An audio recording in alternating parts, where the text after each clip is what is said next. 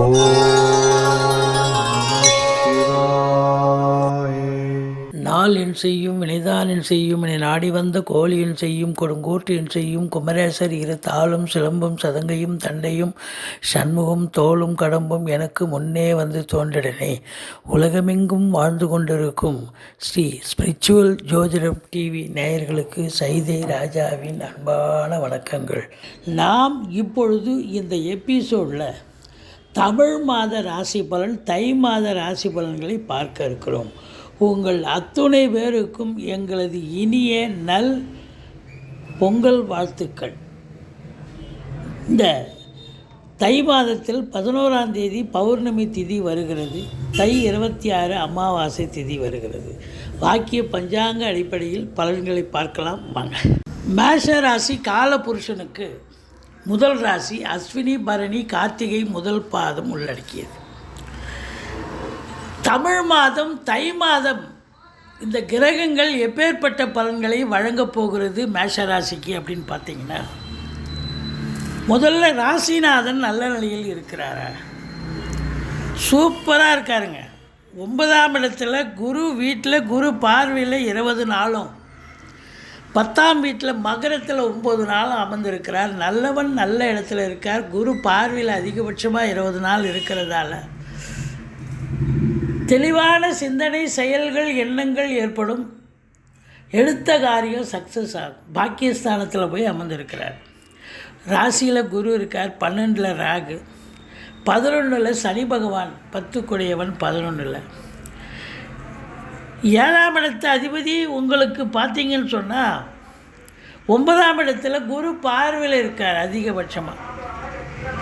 அப்போது உங்களுக்கு எல்லா கிரகங்களும் சிறப்பாக சஞ்சாரம் செய்து நல்ல பலனை தருவதால் இந்த தை மாதம் இந்த மேஷராசி அன்பர்களுக்கு நிச்சயமாக ஒரு மனம் நிறைந்த ஒரு சந்தோஷகரமான சாதிக்கக்கூடிய ஒரு மாதமாக அமையப் போகிறது என்று சொன்னால் மிகையாகாது.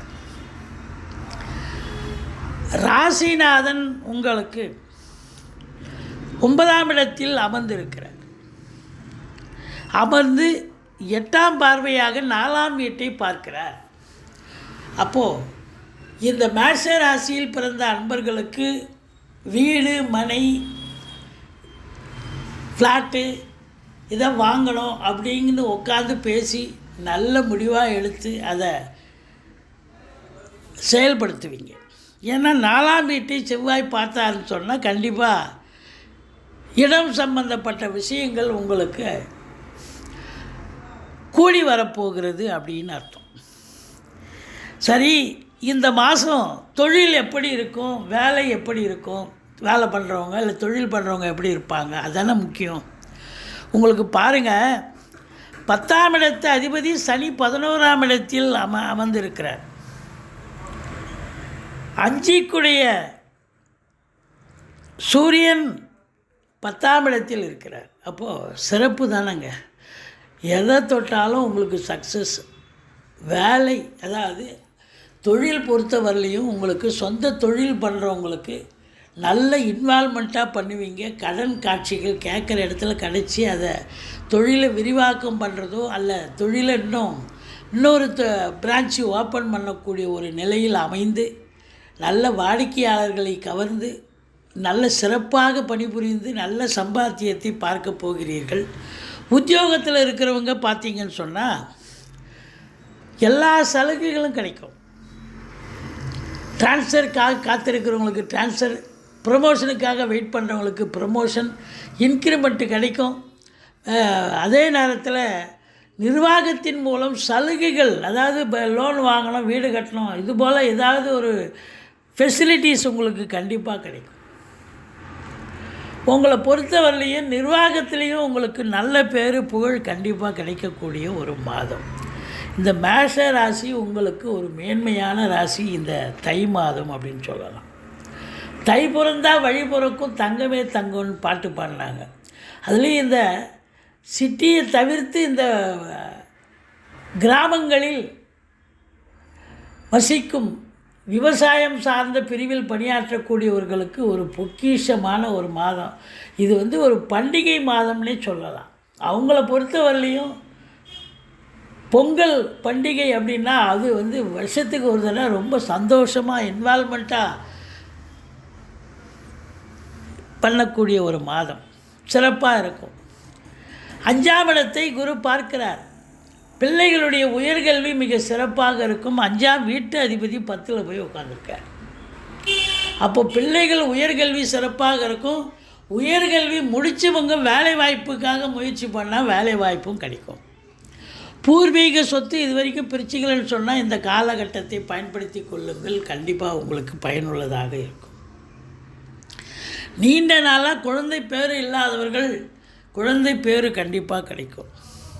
பாருங்கள், உங்களுக்கு சுக்கிர பகவான் 2 குடையவன் 9ஆம் இடம் பாக்கியஸ்தானத்தில், அதுவும் குரு பார்வையில் பொருளாதாரத்தில் இந்த மேஷராசி அன்பர்களுக்கு ஒரு அளவு கடந்த ஒரு வருமானம், இரட்டிப்பு வருமானம்னு கூட சொல்லலாம், மும்மடங்கு வருமானம்னு கூட சொல்லலாம். குடும்பத்தில் நிம்மதி, சந்தோஷம், குதூகலம், வாக்கினை தொழிலாக கொண்டு செயல்படக்கூடிய இந்த மேஷராசி அன்பர்களுக்கு இந்த மாதம் ஒரு பொற்காலம், பொன்னான ஒரு மாதம். 6ஆம் இடத்துல கேது இருக்கார். எதை தொட்டாலும் உங்களுக்கு சக்ஸஸுங்க, எதிரிகளே கிடையாது.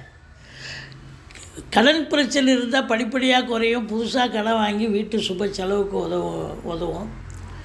கோர்ட்டில் கேஸ் ஏதாவது நிலுவையில் இருந்தால் அது உங்களுக்கு இந்த மாதம்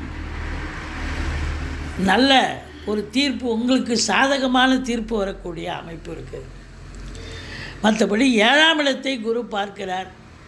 தை பிறந்தால் வழி பிறக்குன்ற மாதிரி திருமணத்துக்காக காத்து கொண்டிருக்கும் அன்பர்களுக்கு திருமணம் கைகூடி வரும்.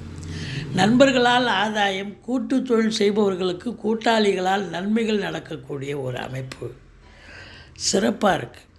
இந்த 7ஆம் வீட்டை குரு பார்க்கிறார். 7 குடையவன் 9ல் பாக்கியஸ்தானத்தில் உட்காந்து குரு பார்வையில் இருக்கார். அப்போ வாழ்க்கை துணை அல்லது மனைவியால் யோக பாக்கியங்கள் கிடைக்கக்கூடிய ஒரு மாதம். எப்படி அவங்க பிறந்த வீட்டிலேருந்து லிக்விட் கேஷோ ஜுவல்ஸோ கொண்டு வரலாம், அல்லது அவங்க வேலை பார்க்குறவங்களா இருந்தால் ப்ரமோஷன், இன்க்ரிமெண்ட் கிடச்சி அதில் ஒரு வருமானம் கண்டிப்பாக கிடைக்கும். மொத்தத்தில் பார்க்கும் பொழுது உங்களுக்கு எந்த ஒரு குறையும் இருக்காது. 8ஆம் வீட்டை சனி பார்க்கிறார். 8ங்கிறது ஒரு அசிங்கம், அவமானத்தை கொடுக்கக்கூடிய இடம். அதனால் எச்சரிக்கையாக இருங்க. தேக ஆரோக்கியம் கொஞ்சம் பாதிக்கப்படலாம் ஒரு சிலருக்கு. 8ஆம் வீட்டை இல்லை வீட்டில் இருக்கக்கூடிய வயசானவங்களுக்கு தேக ஆரோக்கியம் பாதிக்கப்படலாம். மற்றபடி உங்களுக்கு 9ஆம் இடம் சிறப்பாக இருக்கிறது. அப்போது வெளியூர் வெளிநாட்டு பயணம் செய்யக்கூடியவர்களுக்கு இந்த மாதம் நல்ல தகவல் வருமா அப்படின்னா நல்ல தகவல் கண்டிப்பாக வரும். வருமானம் சிறப்பாக இருக்கும். ஏன்னா 10 குடையவன் 11ல் இருக்கான். வருமானம் சிறப்பாக இருக்கும். வெளிநாடு போய் சம்பாத்தியம் பண்ணலாம், தொழில் பண்ணலாம், உயர்கல்விக்கும் போகலாம். 9ஆம் இடத்தை குரு பார்க்குறாரு, சிறப்பாக இருக்குது. சரி, தாயினுடைய நிலை எப்படி இருக்கும் அப்படின்னா 4ஆம் வீட்டை யார் பார்க்குறாங்க? சூரியன் பார்க்குறார். தாய்கிற கோள் அது டெய்லி 2.25 நாளுக்கு மாறக்கூடிய கோள். அப்போது தாயினுடைய நிலை ஒன்றும் குறை கிடையாது. தந்தை சொல்லவே தேவை, சூப்பருங்க. தந்தையினுடைய நிலை மிக மிக சிறப்பாக இருக்கும். அவங்களுக்கு சமூகத்தில் பேரு புகழ் அந்தஸ்து உயரும். மற்றபடி தந்தையால் அனுகூலம். பிள்ளைகளுடைய நிலை சொல்லவே தேவை, ரொம்ப நல்லாயிருக்கும். நம்ம சொல்லிட்டோம். உங்களுக்கு நோய் நொடிகள் வருமா அப்படின்னாக்கா 6ஆம் இடத்துல கேது இருக்கிறதால எதுவும் வராதுங்க.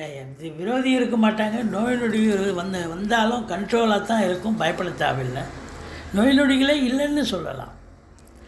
மற்றபடி மனைவி அப்படின்னும் பொழுது வாழ்க்கை துணை அல்லது மனைவி 7ஆம் வீட்டை பார்க்குறதாலையும் 7ஆம் வீட்டு அதிபதி 9ல் இருக்கிறதாலையும் மனைவியால் யோக பாக்கியங்கள், சந்தோஷமாக ஒரு கின்னா ஒரு அண்டர்ஸ்டாண்டிங்காக இருக்கக்கூடிய ஒரு காலகட்டம். மற்றபடி 10ல் சூரியன் இருக்கார். 9ல் செவ்வாய் இருந்து குரு பார்வையில் இருக்கார். 10லேயும் செவ்வாய் கடைசி வாரம் போகிறார். இப்போ ராஜகிரகங்கள் சிறப்பாக இருப்பதாலையும் கூடிமான வரைக்கும் குரு பார்வையில் செவ்வாய் இருக்கிறதாலையும் காவல்துறை, தீயணைப்புத்துறை, மருத்துவத்துறை, இராணுவத்துறை, ஐஏஎஸ், ஐபிஎஸ், ஐஎஃப்எஸ், அதற்கு நிகரான பணியில் இருக்கும் அன்பர்கள், கடைநிலை ஊழியர்கள், இன்னும் பிற அரசு ஊழியர்கள், தனியார் துறையில் பணிபுரிபவர்கள் அத்துணை பேர்களுக்கும் பொற்காலம். புதுசாக வேலைவாய்ப்புக்காக இன்டர்வியூ வந்ததுன்னு சொன்னால் நீங்கள் முயற்சி பண்ணுங்கள், வேலைவாய்ப்பு கிடைக்கும். எந்த துறையில் முயற்சி பண்ணுறீங்களோ அந்த துறையிலேயே கிடைக்கும். இல்லை தொழில் துவங்கணுன்னா தாராளமாக தொழில் துவங்கலாம். சூப்பராக அந்த காலகட்டம் அற்புதமாக செல்லும் அப்படின்னு சொல்லலாம். வருமானம் உங்களுக்கு 3 மடங்கு இருக்கும், செலவு 1 மடங்கு தான் இருக்கும். ராகு 12ல் இருக்கார். அப்போ என்ன பண்ணுவார் அப்படின்னா, வெளிநாடு அனுப்பக்கூடிய ஒரு நிலையில் அவர் இருக்கிறார். 12ல் ராகு. அப்போது கண்டிப்பாக இந்த மேஷ ராசி என்பவர்கள் உங்களுடைய ஜனனகால ஜாதக அமைப்புப்படி நீங்கள் வெளிநாடு போகணும்னு சொன்னால் இந்த காலகட்டத்தை பயன்படுத்தி கொள்ளுங்கள். கண்டிப்பாக ராகு அனுப்பிச்சி விடுவார், வெளிநாட்டுக்கு அனுப்பிச்சி விடுவார். உங்களுக்கு பாசிட்டிவ் எனர்ஜி கிடைக்கும். உத்தியோகத்துக்கு போனாலும் நல்ல இதை விட சம்பளம் ரெட்டிப்பு சம்பளம். உயர்கல்வி சூப்பராக படிக்கக்கூடிய அமைப்பு, உயர்கல்விக்காக சென்றாலும் சிறப்பு, இல்லை தொழில் பண்ணணுன்னாலும் சிறப்பு தான். மொத்தத்தில் பார்க்கும் பொழுது உங்களுக்கு 11ல் சனி இருக்க கொடுத்து வைக்கணுங்க. ராசிநாதன் 9, 10ல் உட்கார்ந்து இருக்கிறார். அப்போது பூர்வீகம் தொடர்பான விஷயங்கள் கூட உங்களுக்கு நல்லது நடக்கும். குலதெய்வ வழிபாடு பண்ணுவீங்க, இஷ்ட தெய்வ வழிபாடு பண்ணுவீங்க. இந்த மாதம் பொங்கல் வச்சு இஷ்ட தெய்வத்தையும் குலதெய்வத்தையும் வழிபாடு பண்ணக்கூடிய ஒரு மாதம். மேக்சிமம் ஊரில் கிராமத்தில் இருக்கிற மக்கள் அப்படி தான் செய்வாங்க. சிட்டியில் இருக்கிறவங்க அவங்க அதுக்கு தகுந்த மாதிரி இப்போ வேறு. ஆனால் இந்த மாதம் இந்த மேஷ ராசிக்கு சந்தோஷகரமான ஒரு மாதம் அப்படின்னே சொல்லலாம். இந்த மேஷ ராசிக்கு தமிழ் தேதியை தான் குறிப்பிடுறோம். 20, 21, 22 சந்திராஷ்டம நாட்களாக வருவதால் தமிழ் தேதி தை மாதம் 20, 21, 22 எச்சரிக்கையாக இருங்க. கேஷ் டிரான்சாக்ஷன் வச்சுக்காதீங்க, வண்டி வாகனங்களில் செல்லாதீர்கள். மற்றபடி உங்களுக்கு அற்புதமான ஒரு மாதம். குடும்பத்தில் நல்ல பண வரவு, சந்தோஷம், குதூகலம். வீட்டிற்கு விருந்தாளுடைய வருகையால் வீடே சந்தோஷமாக இருக்கும். நண்பர்கள் புடைசூழ சந்தோஷமாக இருப்பீங்க. தொழில் உத்தியோகம் சிறந்து விளங்கப் போகிறது. தொட்டதெல்லாம் துலங்கப் போகிறது.